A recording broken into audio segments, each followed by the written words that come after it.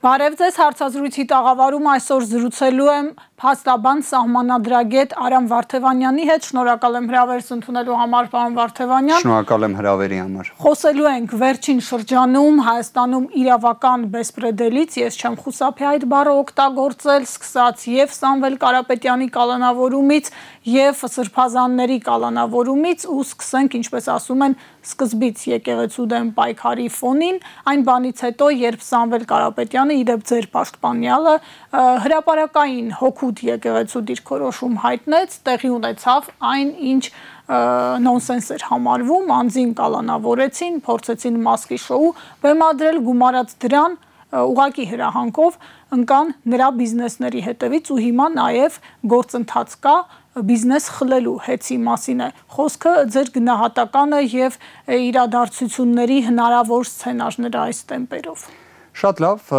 եկեք իսկապես փորձենք վերհիշել իրադարձությունները։ 2025 թվականի հունիսի 17-ին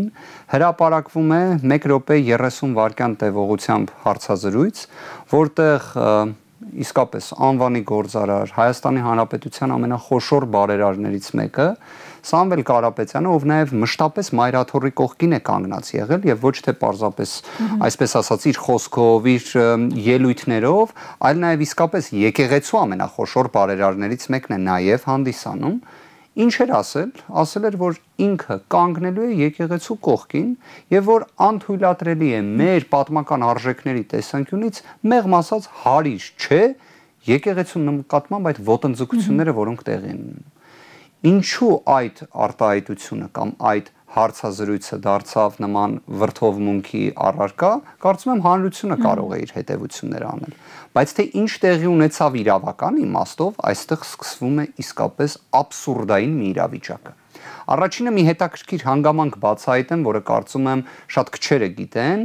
այս քրեական հետապնդումը Սամվել Կարապետյանի նկատմամբ սկիզբ է առել հաշվի առնելով հենց գլխավոր դատախազի հաղորդումը։ Ես ճիշտ ասած մեր անկախության այսպես տարիների ընթացքում լինելով նաև իրավաբան,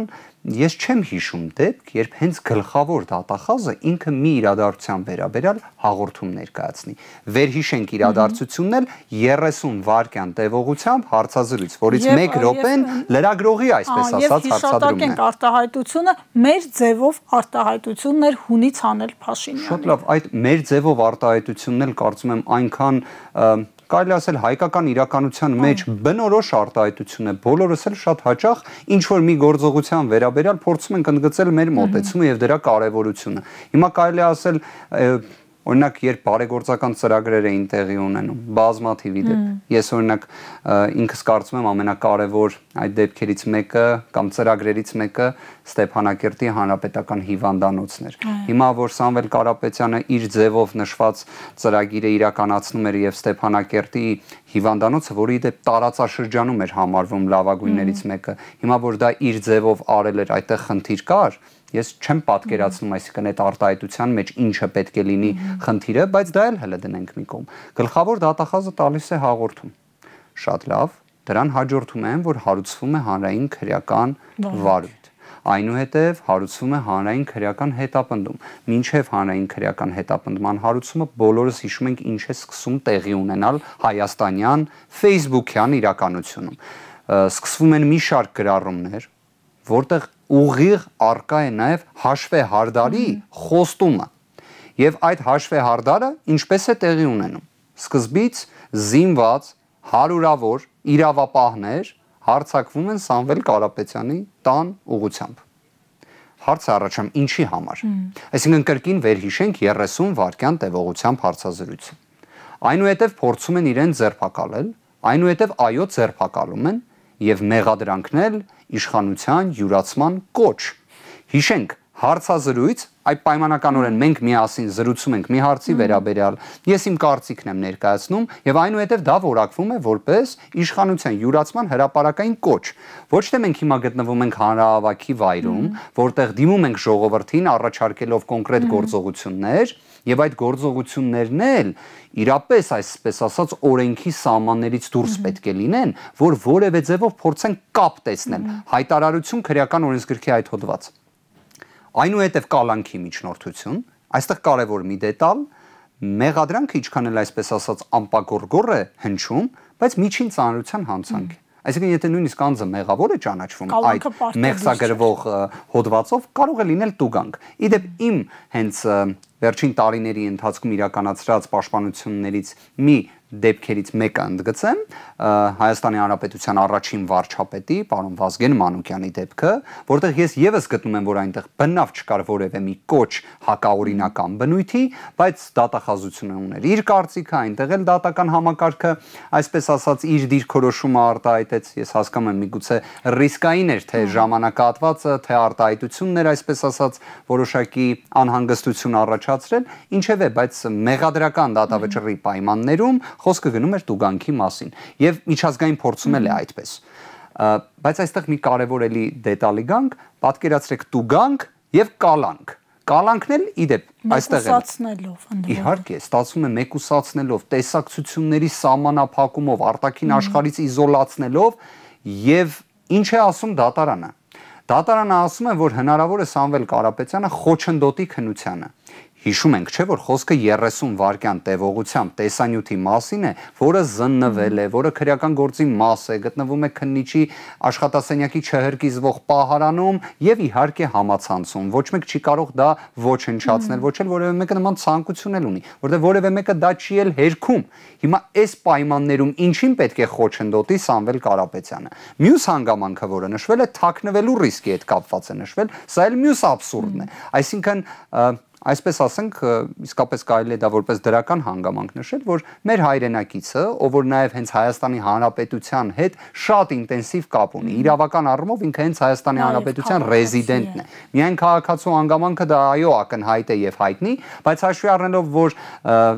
Սամվել Կարապետյանը նաև խոշոր գործարար է եւ այլ երկրներում եւս տնտեսական գործունեություն իրականացնում է, բայց իր այսպես ասած գործունեության կենտրոնական վայրը համարվում է Հայաստանի Հանրապետությունը։ Ինքը Հայաստանի Հանրապետության ռեզիդենտ է նաև հարկային իմաստով։ Հիմա պատկերացրեք ինչ է ասում դատարանը։ Ասում է Forbes-ում գտնվող Սամվել Կարապետյանը այդ ցուցակում կարող է թաքնվել քննությունից։ Ես իհարկե հասկանում եմ, բոլորս կարող ենք ունենալ շատ վառ ֆանտազիա, հա, երևակայությունը ինքը անսահման տիրույթ գնացող երևույթ է, բայց ոնց կարող է թաքնվելու ռիսկ լինել նշված անձի մասով։ Այստեղ ուղղակի պարզ քաղաքական հրահանգն է։ Այստեղ կարելի է ասել իրադարձությունների զարգացումը այնքան սև ու սպիտակ այս տերմինը օգտագործեմ, ցույց է տալիս, որ այստեղ քաղաքական հետապնդում է։ Իդեպ քաղաքական հետապնդման ամենաինտենսիվ դրսևորումն է, որովհետև չբավարարվեցին նրանով, որ պարզապես կալանքի որոշումը այդպես ասած պետք է կայացվեր, հա, տուգանք նախատեսող, այսպես ասած ենթադրյալ արարքի համար։ Վերաքննիչ բողոք է ներկայացվում, այստեղ իսկապես ուզում եմ ձեզ շատ հետաքրքիր հանգամանքներ բացահայտեմ։ Վերաքննիչ բողոքը ներկայացվում է իմ գործընկերների կողմից անմիջապես հաջորդ օրը, այսինքն հունիսի 19-ին մուտքագրվում է վերաքննիչ բողոք։ Այնուհետև պարզում ենք, որ վերաքննիչ բողոքը մաքագրվել է դատավոր Արմեն Դանիելյանը։ Մեր հանրությունը շատ լավ է իրեն ճանաչում։ Մենք խոսում ենք մի դատավորի մասին, որը մի բան հստակ կարողացել է ապահովել, այն է ամենացածր վարկանիշը տարիներ ի վեր փաստաբաններ, իրավաբանները այդպես ասած գնահատման համակարգ ունեն, որը իդեպ գրեթե մշտապես չափազանց օբյեկտիվ ցուցիչ է։ Եվ ծառայությունը օրվա իշխանությանը։ Դե դատական ակտերից է դա հետևում, եւ պատկերացրեք ինչ է տեղի ունենում։ 2025 թվականի հունիսի 23-ին ելնելով այդ հանգամանքից մեր կողմը ներկայացնում է դիմում հրաժարվելու համար այդ բողոքից, քանի որ Արմեն Դանիելյանից արդարադատության, այսպես ասած, ակնկալիքը բացակայում էր։ Արմեն Դանիելյանը գիտակցելով, որ արդեն ներկայացվել է նման դիմում, պետք է կարճեր վարույթը եւ հեռանար այս գործից։ Ինչ է անում վերջինս։ Չի անում նշածս։ Սպասում է։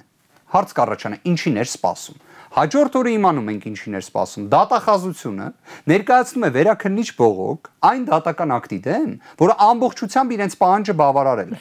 2 ամսով կալանավորել են Սամվել Կարապետյանին, բայց դրա դեմ բողոք է ներկայացնում դատախազությունը։ Ինչի համար էր դա արվում, որ այսպես ասած ժամանակ ձգձգվեր, որ գար այդ բողոքը եւ ձևական իմաստով Արմեն Դանիելյանը չհեռանար այս վարույթից։ Բայց դրանով էլ չենք սահմանափակվում։ Հունիսի 26-ին Արմեն Դանիելյանը իրավական, այսպես ասած, ժխտողականության նիհիլիզմի մի այնպիսի ստանդարտ է նախատեսում, որ Հայաստանի պատմության մեջ երբեք չի եղել։ Արմեն Դանիելյանը նաև վարույթ է ընդունում մեր կողմից ներկայացված բողոքը, որը հիշում ենք, չէ՞, մենք հրաժարվել ենք։ Որոշման մեջ է նշում է, ասում է, ես գիտեմ, որ դուք հրաժարվել եք, բայց ես միևնույն է վարույթ եմ ընդունում եւ հուլիսի 4-ին նշանակում եմ դատական ակտի հրապարակման օր։ Սա աբսուրդ է ուղղակի։ Այսինքն այստեղ իրավունքի նույնիսկ փշրանքները չեն ուզում թողել։ Նույնիսկ դա անում են այնքան ակնհայտ, որ ես չգիտեմ, այսինքն վերջերս կարծես Ֆրանսիայի նախագահն էր, չէ, խոսում Հայաստանի Հանրապետությունում ժողովրդավարության մասին։ Այ ես կուզեի տեսնել Ֆրանսիայում նման ձևի արդարադատություն իրականացում է, օրինակ բողոք, որից հրաժարվում է կողմը, դատարան ասի, չէ, ես պետք է սա քննեմ։ Օրինակ Ֆրանսիայում տենց դեպք եղել է։ Կամ Ֆրանսիայում հենց տենց պատահականության սկզբունքով մի, այսպես ասած, աղմկարույց գործով, որտեղ հենց Ֆրանսիայի նախագահը Facebook-յան արդարադատություն իրականացնելիս լիներ, հենց մակագրվեր այդպես ասած ամենաիշխանության համար ցանկալի դատավորին։ Տենց լինում է։ Կամ դատախազությունը Ֆրանսիայում մի բողոք ներկայացնում է դատական ակտի վերաբերյալ, որը իրենց ամբողջությամբ բավարարել է։ Բայց այդ բողոքները ներկայացնում է այն բանից հետո, երբ իմանում է, որ հրաժարվել է մյուս կողմը բողոքից։ Հասկանում եք, ես չգիտեմ սա ինչ արդեն աստիճանի ակնհայտ դրսևորումներ են, որոնք ժողովրդավարության հետ առնչություն չունեն, որոնք իրավունքի գերակայության հետ առնչություն չունեն։ Այսինքն ի վերջո, եթե մենք խոսում ենք քրեական դատավարության մասին, այդտեղ պետք է չէ լինի այդ նվազագույն երաշխիքները։ Ձևական կողմը, պարոն Վարդևանյան, իհարկե, բայց տվյալ դեպքում չի պահվում։ Ես մի առիթով հայտնել էի, դուք որ պատկերացնեք այս գործի էությունը, իմ կարծիքով այս նախադասությունը ամբողջությամբ բացահայտում է դա։ Քննիչը իր միջնորդության մեջ նշել էր, որ Սամվել Կարապետյանի իբրև կոչին, կրկին հիշում ենք, խոսքը 30 վայրկյան տևողությամբ հարցազրույցի մասին է։ Ասում է, այդ կոչին նախորդել են կարևոր իրադարձություններ, մասնավորապես Հայաստանի Հանրապետության կառավարությունը ունեցել է դիրքորոշում ամենայն հայոց կաթողիկոսի փոփոխության վերաբերյալ։ Պատկերացնում եք, այսինքն քննիչը արձանագրում է, որ Հայաստանի Հանրապետության կառավարությունը մեկ այլ սահմանադրական կառույցի բացառիկ կարգավիճակ ունեցող, այսպես ասենք, մեր մայր աթոռի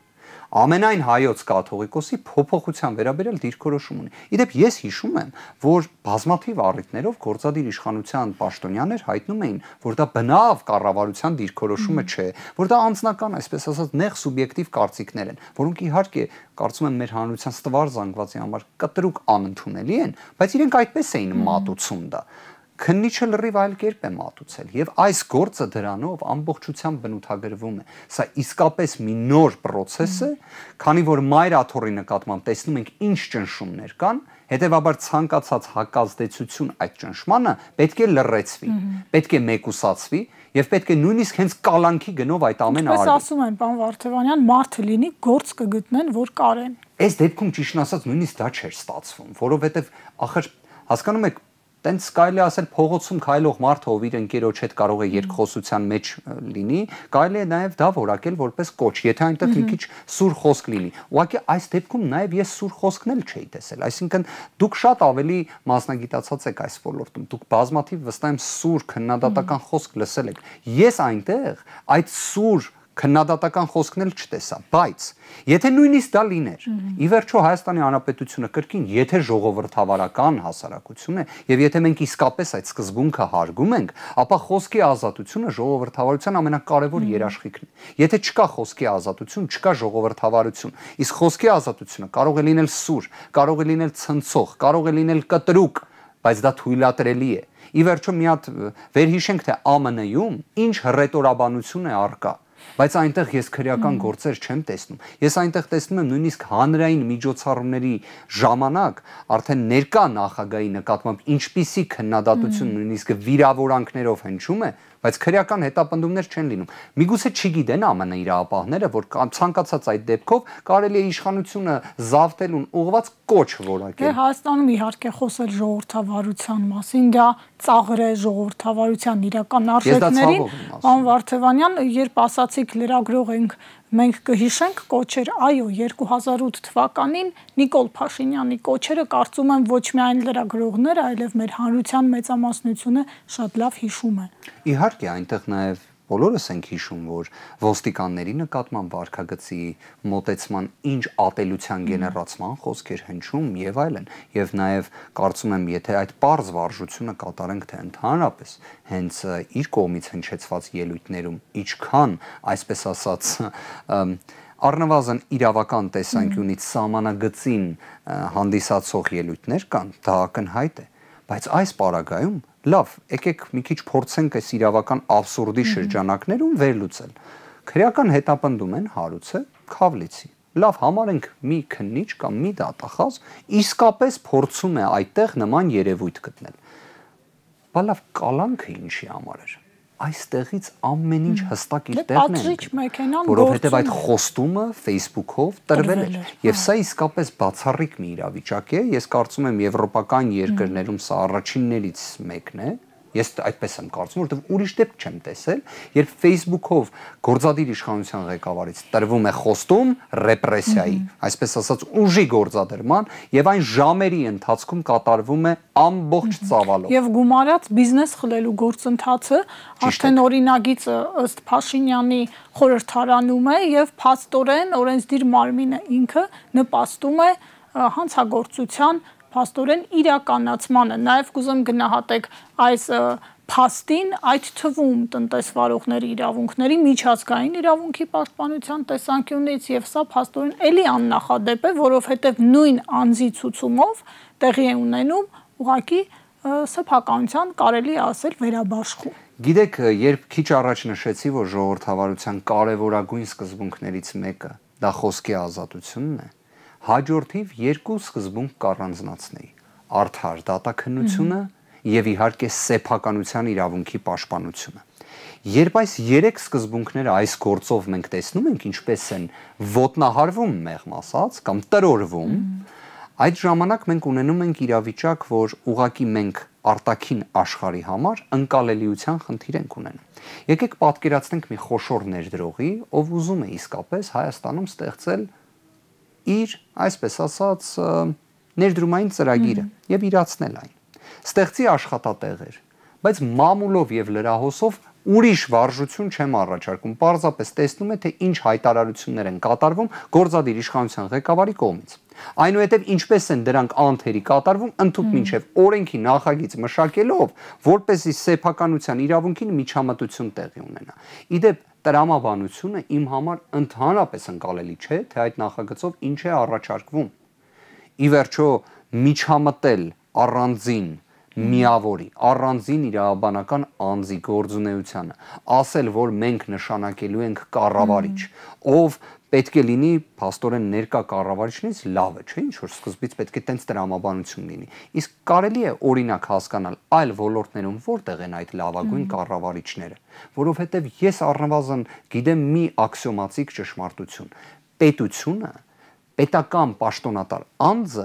երբեք մասնավոր ոլորտի լավ կառավարիչ չի կարող լինել։ Ուղղակի սա ճշմարտություն է, սա միջազգային փորձից է։ Ակնհայտ աչք զարնող օրինակը դիտարկենք։ Այ միգուցե օրինակ հենց այդ ընկերության կառավարիչներին են ուզում բերել, որ իրենք կառավարեն հեծը։ Տեսեք, ինքնին նման տեսակ ցանկացած միջամտությունը, քանի որ այստեղ մենք խոսում ենք նաև օտարերկրյա ներդրումների պաշտպանության մասին։ Մենք խոսում ենք չափազանց խոշոր կատարված ներդրումային ծրագրերի մասին։ Այստեղ ես նույնիսկ կարող եմ հետևյալը ասել նաև որպես, այսպես ասած, հասարակության ներկայացուցիչ։ Կարծում եմ իհարկե շատ ռեֆորմներ, որոնք կատարվել են վերջին տարիների ընթացքում, հենց հեծում պետք է շատ ավելի մանրակրկիտ ներկայացվեին։ Պարզապես ներկայացվել են այն մարմնին, որն էլ դրա վերահսկողն է։ Դա հանրային ծառայությունները կարգավորող հանձնաժողովն է։ Հանրային ծառայությունները կարգավորող հանձնաժողովը շատ լավ գիտի, թե ինչ աստիճան ներդրումներ են կատարվել, ինչ ծավալով են դրանք կատարվել, ինչ ծավալի պատասխանատվություն ունի հեծը եւ ինչ ծավալի պատասխանատվություն ունի բեցը, որի մասին ոչ մեկ չի խոսում։ Իդեպ բեցը հենց հանդիսանում է պետական կառավարման տիրույթում։ Այսինքն բեցը, որը ունի բազմաթիվ թերություններ, այդ լավագույն կառավարիչներն են կառավարում։ Պատկերացնեցինք։ Եվ մի կարևոր բան էլ, ի վերջո, այստեղ մենք խոսում ենք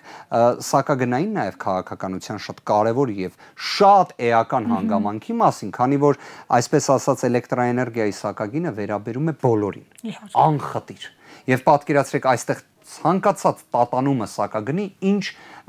մեծ էֆեկտ կարող է շղթայական։ Շղթայական։ Եվ եթե նկատել եք, այդ մասով հեծը մշտապես կայունությունը պահպանել է։ Ասել, որ անթերի է աշխատել, իհարկե ոչ։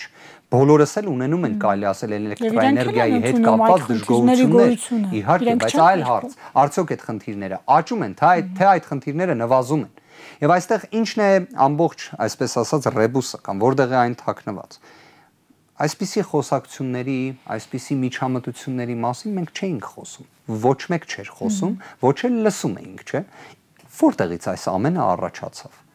Ստացվում է առաջացավ մի ժամանակահատվածում,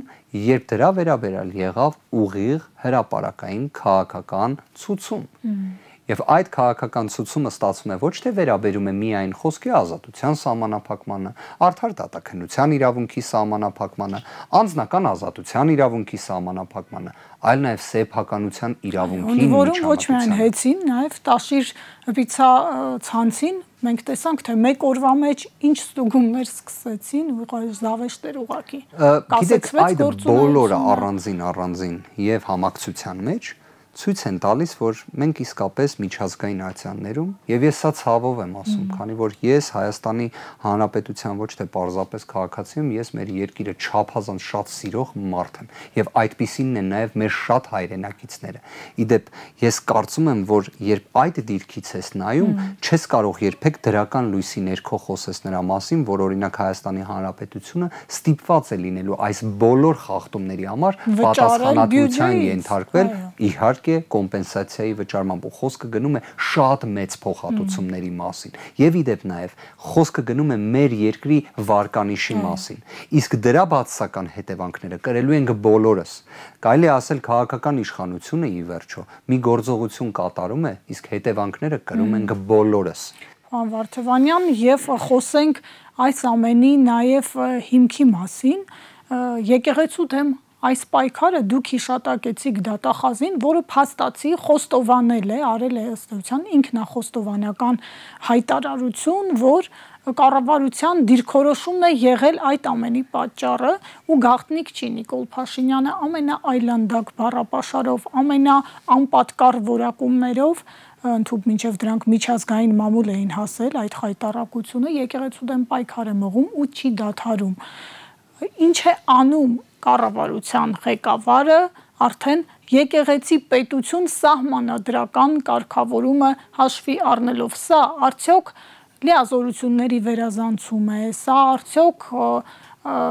միջամտություն է անկախ կազմակերպության գործերին ի վերջո լինելով կրոնական կազմակերպություն եկեղեցին անջատ է դիտարկենք այս խնդիրը եւ փորձենք հասկանալ ի վերջո ուր է տանում այս պատերազմը հայ առաքելական եկեղեցու դեմ։ Գիտեք, ես համարում եմ առաջինը, որ եթե փորձենք այս իրավիճակը բնութագրել սթափ տիրույթում, սա ողբերգություն է։ Երբ ես ականատեսը եղա, որ հարյուրավոր իրավապահներ ներխուժեցին վեհարան, դա իսկապես ես կարծում եմ բոլորիս մոտ էր նույն զգացումը, որ արդյոք իսկապես մենք սա իսկապես ենք տեսնում։ Սա իրականություն է եւ այո դա իրականությունն էր եւ հենց այդ օրը նաեւ ստացվում է իրավապահները եկել էին մայրաթոր որպեսզի ձերբակալեն Միքայել Սրբազանին Շիրակի թեմի առաջնորդին քանի որ վերջինս կրկին իրենց գնահատմամբ իրավապահների նույն արարքներ կատարել ինչ օրինակ Սամվել Կարապետյան հրապարակային հարցազրույց էր տվել եւ տեսակ հարցազրույց եւ մենք խոսում ենք ի վերջո բավականին մեծ հեղինակություն վայելող Սրբազանի մասին, ով կարող է նաև իր խոսքը շատ սուր կառուցել։ Եվ ի վերջո հասկանում ենք, չէ՞, նաև նպատակը որն է։ Այս վերջերս լսել էի, որ փաստորեն քրեական գործի շրջանակներում կոնտեքստը պետք է գնահատել։ Այդ կոնտեքստը նա է, որ Հայաստանի Հանրապետության առջև լրջագույն մարտահրավերներ են։ Բոլորս ենք դա գիտակցում։ Եվ այդ իմաստով, ով եթե ոչ ամբողջ Շիրակի թեմի առաջնորդը իր քննադատական այդ թվում սուր խոսքը չհայտնի, այսինքն ինչի համար չհայտնի։ Իդեպ նույն իրավապահները այս իմ կարծիքի հետ համաձայն են եղել։ Մի քանի ամիս առաջ որևէ հանցակազմ չտեսնելով այդ հայտարարության մեջ։